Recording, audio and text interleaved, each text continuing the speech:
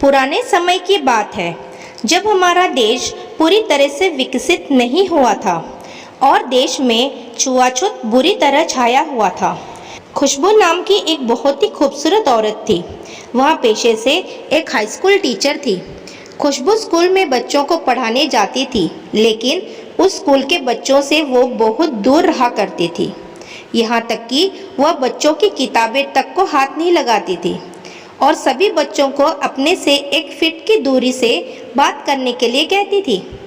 खुशबू सिर्फ अपने स्कूल में ही नहीं बल्कि अपने घर पर भी इसी तरह के नियम के साथ रहती थी।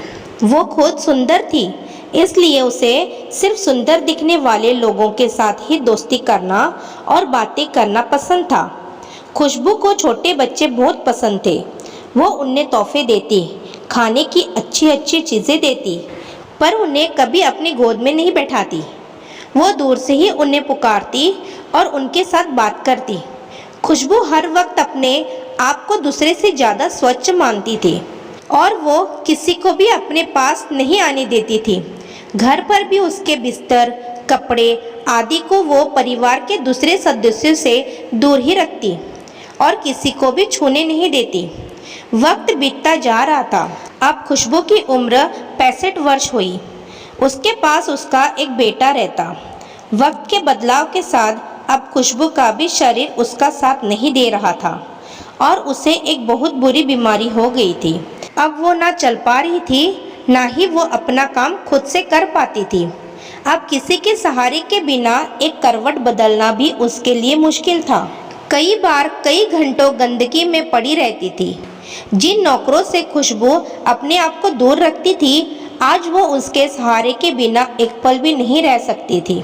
खुशबू दिल की बुरी नहीं थी, पर जीवन में जिन बातों को लेकर वह सबसे ज़्यादा चिढ़ती थी और अनजाने में ही सही पर दूसरों का दिल दुखाती थी, बुढ़ापे में उन्हीं सब बातों का सामना करना पड़ा और वो मन ही मन अपने आप को कोसती थी। समय का परिवर्तन सभी के जीवन में आता है। हम आज जिस चीज़ से भागते हैं उसी चीज़ का सामना हमें बाद में करना पड़ता है। इसलिए हमें अपने व्यवहार को इस तरह रखना चाहिए कि कभी भी वक्त के आगे हमें झुकना ना पड़े।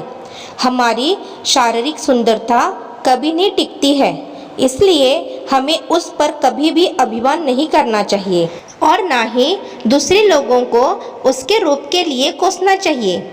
मेरे प्यारे दोस्तों, आपको ये वीडियो पसंद आई हो तो मेरे चैनल को सब्सक्राइब ज़रूर कीजिएगा। धन्यवाद।